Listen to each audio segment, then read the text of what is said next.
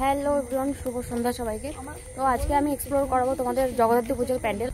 অনেকগুলো প্যান্ডেল হয় চন্দননগরের পরে, আমাদের কল্যাণগড়ই বেস্ট। অনেক অনেক ভিড় হয়। এখন যে রাস্তা দিয়ে আমি হাঁটছি এই রাস্তা এখন ফাঁকা। একটা সময় এই রাস্তা থেকে দাঁড়ানোর জায়গা পর্যন্ত পাওয়া যাবে না। তো তোমাদের প্যান্ডেলগুলো এক এক করে দেখাবো, চলো।